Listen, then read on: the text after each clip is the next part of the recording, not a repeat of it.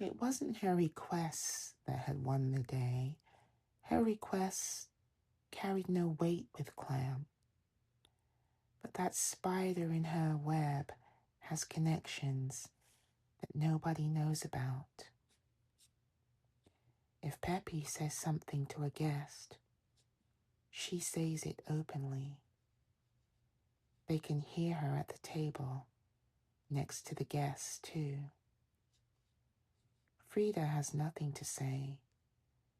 She just puts the beer down on the table and walks away, with only her silk petticoat rustling. It's the one thing she will pay good money for.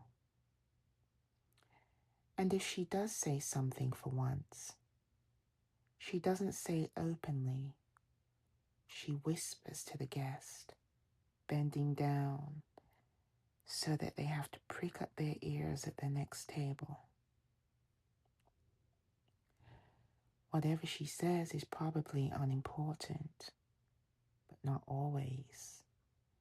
She has connections, keeps some of them going through the others, and while most of them fail her, well, who would bother about Frida in the long run?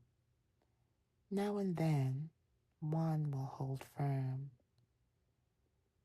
So she began exploiting these connections. Kay gave her the opportunity for that. Instead of staying with her and keeping watch on her, he hardly goes home at all. He wanders around, talks to this person and that, watches out for everything except for Frida, and finally, giving her yet more freedom, he moves from the bridge inn to the empty schoolhouse. That's a fine start to a honeymoon. Well, Peppy is certainly the last woman to blame Kay for not being able to stand life with Frida. No one can stand life with Frida.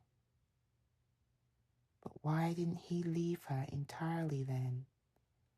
Why did he keep going back to her? Why did his wandering about give the impression that he was championing her? It looked as if only contact with Frida had shown him how little he really meant, as if he wanted to make himself worthy of Frida, as if he somehow wanted to work his way up, and so, for the time being, held back from living with her, so that later, in his own good time, he could make up for it. Meanwhile, Frida is not wasting time. She sits in the school to which she has probably been instrumental in bringing Kay, keeping watch on the castle inn and Kay too. She has excellent messengers to hand, Kay's assistants, whom he leaves entirely to her. It is hard to understand that. Even if you know Kay, you really can't understand it. She sends them to her old friends, reminds them of what has happened, complains that she is kept captive by a man like Kay, stirs up bad feeling against Peppy, announces that she'll be back any day now, asks for help, tells her friends not to say a word to Clam, acts as if Clam must be spared, and so in no circumstances can he be allowed down into the bar. While she pretends to some that she is just being thoughtful for Clam, she exploits her success with the landlord by pointing out the clam is not coming down there anymore.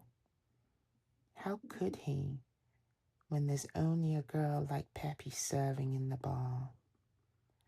Of course, the landlord isn't to blame, says Frida.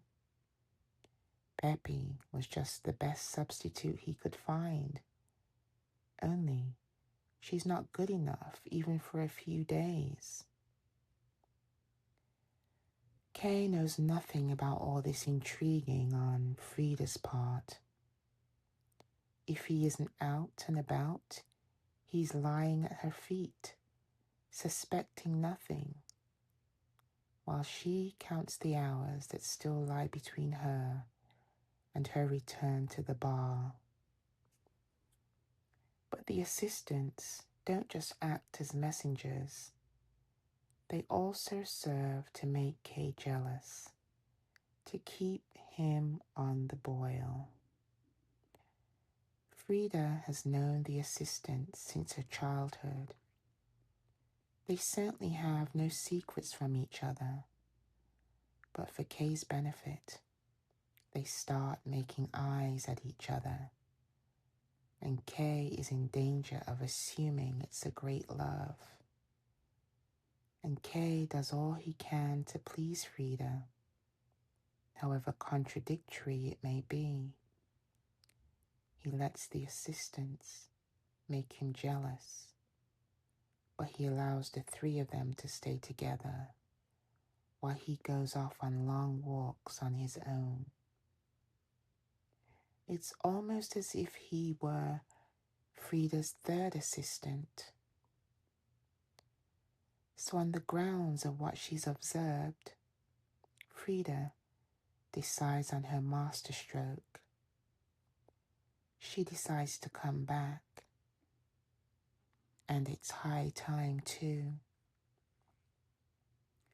It's remarkable how that cunning girl, Frida, recognizes and exploits that fact. Her power of observation and decision is Frida's special skill.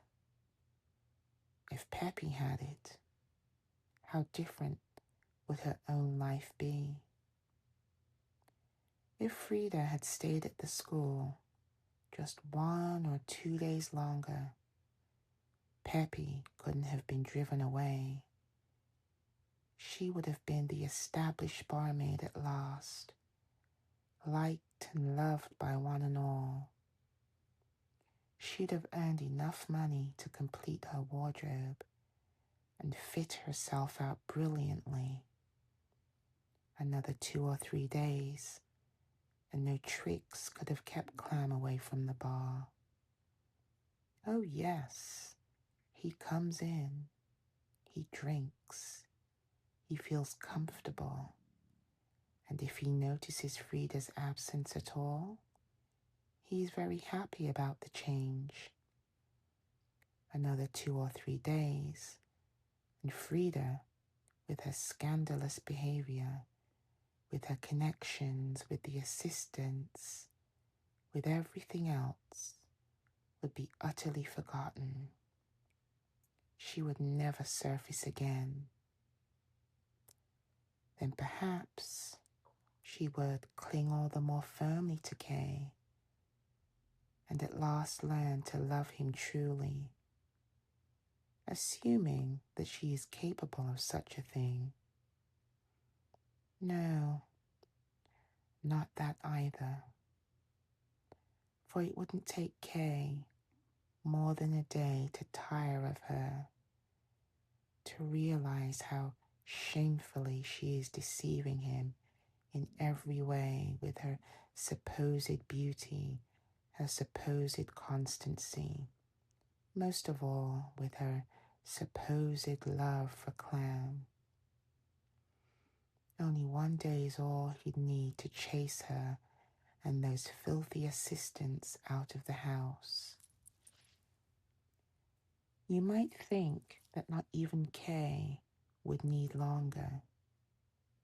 And then, between those two dangers, where the ground positively seems to be closing over Frida, decay in his foolishness keeps the last way of escape opened for her, a narrow one, and she takes it.